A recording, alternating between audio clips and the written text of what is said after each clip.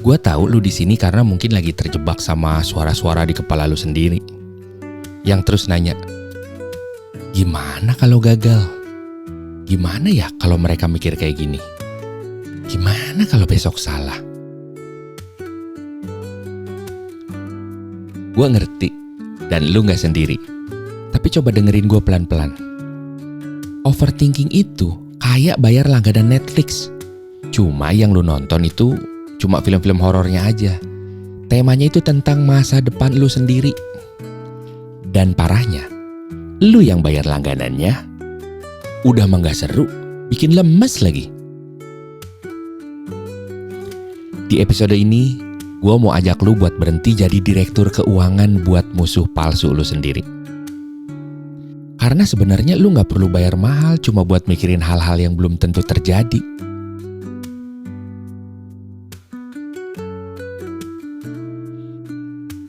Bagian 1. Kenapa overthinking terasa nyata?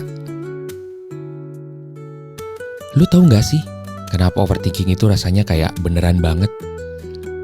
Kayak suara di kepala itu fakta mutlak. Padahal sebenarnya cuma ilusi yang lu kasih makan terus-terusan. Coba inget-inget deh. Kapan terakhir lu mikir, gue pasti gagal nih presentasi nanti. Terus taunya, ternyata lancar aja. Atau pas lu khawatirin omongan orang, taunya mereka bahkan gak inget apa yang lu lakuin. Itu tuh buktinya, otak kita itu suka over drama. Dia bikin cerita sendiri, terus dijual ke kita seolah-olah itu kenyataan. Masalahnya, otak kita itu desainnya tuh buat cari ancaman. Zaman dulu nih, nenek moyang kita tuh harus waspada sama singa atau suku lain yang mau nyerang. Sekarang, gak ada singa, tapi otak kita tetap kerja keras nyari ancaman. Yang sekarang bentuknya bisa jadi cuma kata-kata orang, deadline, atau bahkan cuma asumsi kita sendiri. Jadi overthinking itu sebenarnya cuma false alarm. Kayak alarm kebakaran yang bunyi terus, padahal cuma ada orang yang ngebul.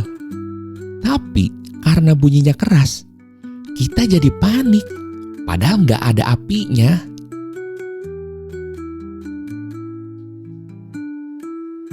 Gue pernah baca penelitian menarik.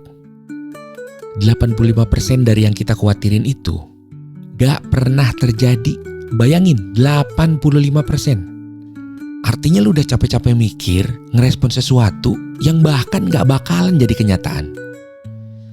Itu tuh kayak lu beli tiket konser mahal-mahal. Taunya artisnya batal tampil. Rugi banget kan? Nah, sekarang coba lu tanya ke diri sendiri. Apa bener ini worth it buat gua habisin energi segini banyak? Atau gue cuma lagi terjebak di loop pikiran yang gak jelas? Lu gak salah kok kalau otak lu suka kemana-mana. Itu manusiawi banget. Tapi lu punya kendali buat bilang, kayaknya ini gak guna deh, stop. Gak harus langsung bisa, tapi pelan-pelan. Lu bisa latih diri buat gak percaya sama semua omongan palsu di kepala lu sendiri. Gue jadi inget quote yang bagus nih. Overthinking is like a rocking chair. It gives you something to do, but it doesn't get you anywhere. Lu bisa goyang-goyang di kursi malas itu seharian, tapi ujung-ujungnya lu tetap di tempat yang sama. Mending turun, terus jalan, sekecil apapun langkahnya.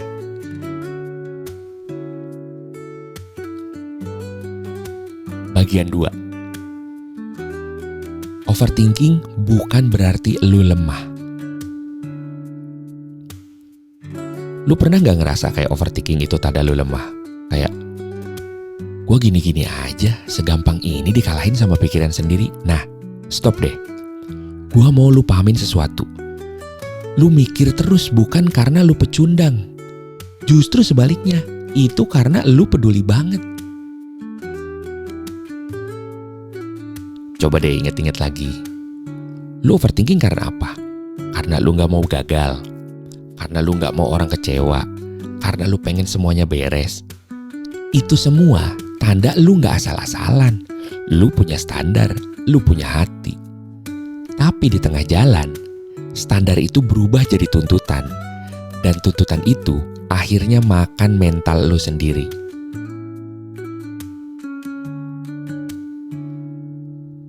Gua kasih contoh nyata. Lu pasti punya temen yang carefree banget. Hidupnya kayak air mengalir aja, gak pernah panik. Lu mungkin iri. Kok dia bisa santai gitu ya? Tapi coba lihat lebih dalam. Apa bener dia gak peduli? Atau jangan-jangan dia cuma beda cara ngatasinnya aja? Bisa aja dia emang gak tenggelam di pikiran. Tapi itu bukan berarti dia lebih kuat. Bisa jadi dia cuma memilih buat gak berlarut-larut. Lu tahu gak? Banyak orang kreatif, orang pinter, orang yang sukses, mereka juga korban overthinking. Tapi yang bedain mereka gak biarin overthinking itu jadi akhir cerita. Mereka tetap jalan, meski sambil bawa pikiran-pikiran itu. Karena mereka tahu, overthinking itu cuma bagian dari proses, bukan musuh yang harus dijauhin sama sekali. Jadi, kalau hari ini lu ngerasa terjebak sama ribuan skenario di kepala, ingat ini ya, itu bukan kelemahan. Itu cuma tanda kalau lu tuh manusia.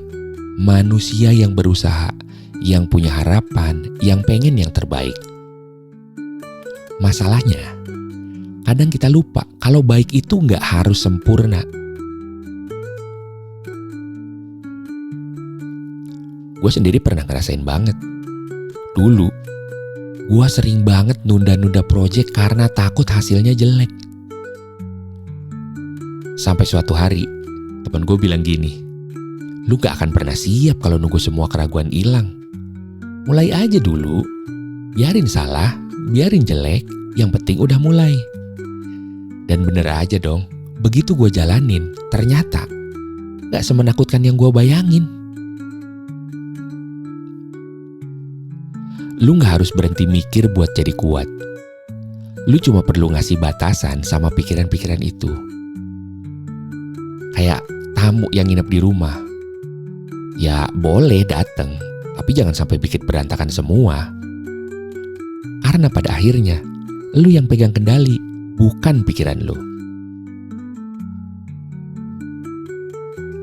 Jadi mulai sekarang, kalau suara di kepala lu bilang, lu lemah karena overthinking, lu balas aja pelan-pelan. Enggak, gua kuat karena gua aware. Dan gua bisa milih buat gak terjebak.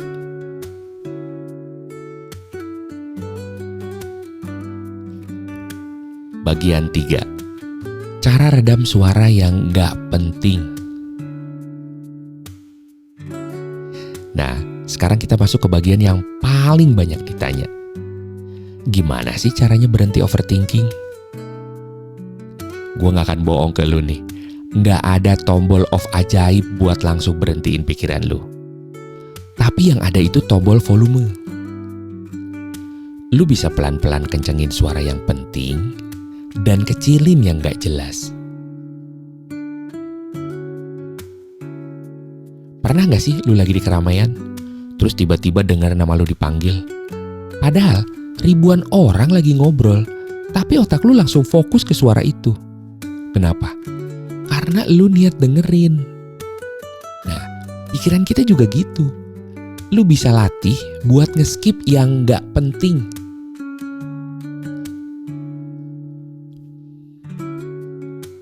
Cobain deh teknik sederhana ini. Setiap kali lu sadar diri lagi overthinking, tanyain ini. Ini bakalan bantu gue apa enggak ya? Kalau cuma bikin deg-degan, lewatin aja. Kalau bikin lu mikir solusi baru dilanjutin. Misal nih ya, gimana kalau besok presentasi gagal?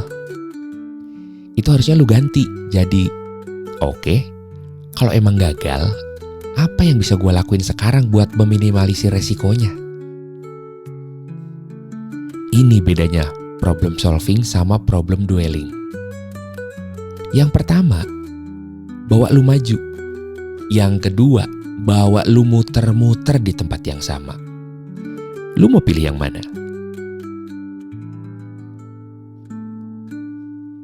Sekarang gue mau kasih latihan kecil. Coba tutup mata ya.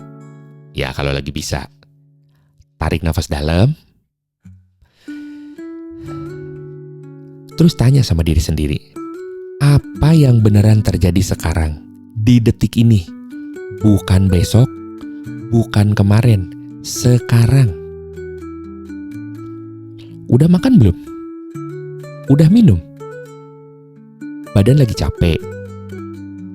Seringkali overthinking itu muncul karena kita lupa ngecek kondisi diri kita sendiri dulu. Gue sering banget ngerasain ini. Pas deadline mepet, kepala tuh langsung penuh sama gimana. Tapi begitu gue berhenti sebentar, terus gue tanya, gue butuh apa sih sekarang? Ternyata cuma butuh istirahat 10 menit atau minum air.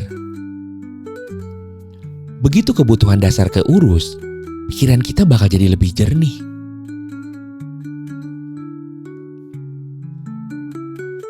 Terus ada lagi nih satu trik jitu, namanya time boxing. Jadi kasih waktu khusus buat mikirin itu. Misal, lu khawatir hubungan sama pacar. Bilang ke diri sendiri, oke, gua kasih 15 menit buat mikirin ini abis maghrib. Habis itu selesai. Lu bakal kaget loh. Begitu waktunya habis, seringkali masalahnya itu gak segede yang dibayangin. Intinya sih begini, pikiran itu kayak anak kecil. Kalau lu turutin semua maunya, bakal kewalahan. Tapi kalau lu kasih batasan yang jelas, dia bisa lebih kooperatif. Jadi mulai sekarang, coba deh jadi bos buat pikiran lu sendiri. Bukan dengan melawan, tapi dengan ngatur.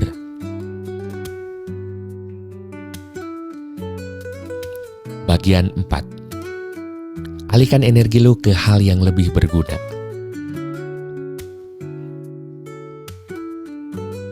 Sebenarnya, lu gak perlu berhenti overthinking buat jadi produktif. Lu cuma perlu alihkan itu semua ke hal yang lebih berguna. Ibaratnya nih, lu punya mesin otak yang kenceng banget. Daripada dipakai buat muter-muter gak jelas, mending dialihin buat sesuatu yang bikin hidup lu maju. Coba deh inget-inget, kapan terakhir lu bener-bener fokus sama satu hal sampai lupa waktu? Waktu main game? Pas olahraga? Atau lagi asik ngobrol sama orang yang lu suka? Nah, di saat-saat itu, lu gak overthinking kan? Karena energi lu udah dialihin ke sesuatu yang menarik buat lu. Ini rahasia kecil. Otak kita itu butuh distraksi.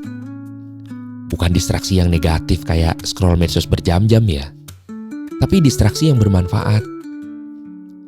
Lu bisa mulai dari hal-hal yang simpel kayak gerakin badan. Jalan kaki 10 menit aja udah bisa ngeriset pikiran loh. Lu tau gak? Saat lu gerak, tubuh lu ngeluarin hormon yang bikin otak lu lebih tenang. Jadi, overthinking itu sebenarnya cuma butuh ya digerakin sebentar. Bikin sesuatu dengan tangan. Masak, gambar, atau sekedar nulis di jurnal. Aktivitas fisik ini bantu otak lu keluar dari mode overanalyze ke mode create. Dan yang paling keren, lu bakal lupa sebentar sama semua pikiran negatif itu. Ngobrol sama orang lain. Bukan lewat chat, tapi tatap muka atau telepon. Suara manusia asli itu punya magic buat nge-break silkus overthinking. Apalagi kalau lu ngobrolnya tuh hal yang sama sekali gak berhubungan sama sumber kekhawatiran lu. Gue dulu pernah stuck banget mikirin satu project sampai gak bisa tidur. Tapi suatu hari, gue ikut temen gue bikin meja kayu sederhana. Potong, amplas, pasang. Awalnya tuh cuma iseng. Tapi tau gak, pas selesai, gue baru ngeh kalau otak gue udah refresh banget. Masalah proyek yang tadi bikin pusing, tiba-tiba langsung kelihatan lebih jelas solusinya. Jadi intinya gini, overthinking itu sering muncul karena energi mental lu gak ada jalan keluar. Lu cuma muter-muter di tempat. Tapi begitu lu kasih tugas baru buat otak, apalagi yang melibatkan fisik ya, dia bakal otomatis switch gear. Bukan berarti masalah lu langsung jadi hilang, tapi lu jadi punya perspektif baru aja. Lu gak harus langsung sempurna. Mulai aja dari hal kecil hari ini. Udah lama gak olahraga, 5 kali push up aja cukup. Pengen nulis tapi bingung mulai dari mana? Tulis aja kekesalan lu di notes HP. Yang penting, alihin energi itu ke sesuatu yang sekecil apapun. Itu bakal ngasih lu progres. Besok-besok, kalau overthinking datang lagi, coba tanya, gue bisa alihin energi ini ke apa ya yang lebih berguna? Karena sebenarnya, lu punya kendali penuh, nggak buat matiin pikiran lu, tapi buat mengarahkannya ke hal yang lebih berarti.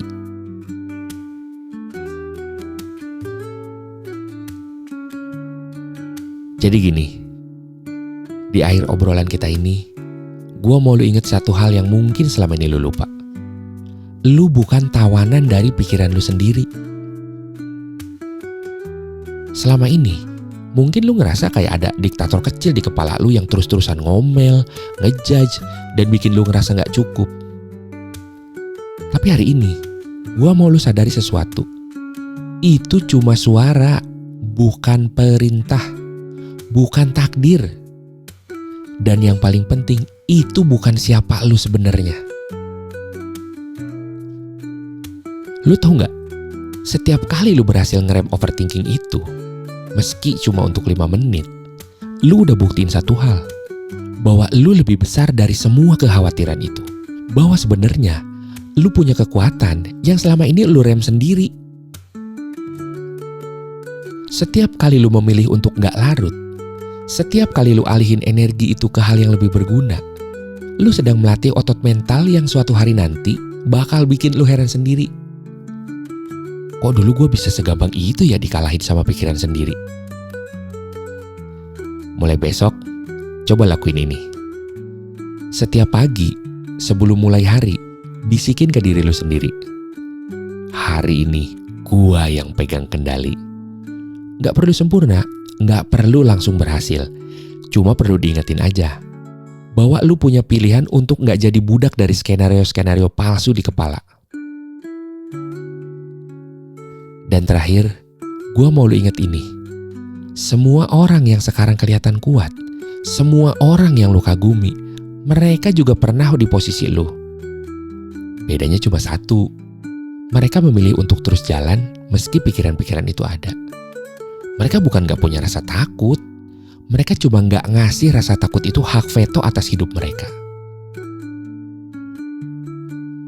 Jadi sekarang, ambil nafas dalam-dalam. Rasakan bahwa lu masih di sini, masih utuh, masih punya hari esok yang bisa lu isi dengan hal-hal yang lebih berarti dari sekedar memutar skenario menakutkan di kepala. Gue percaya sama lu. Dan yang paling penting, lu harus mulai percaya sama diri lu sendiri. Sampai jumpa di perjalanan berikutnya.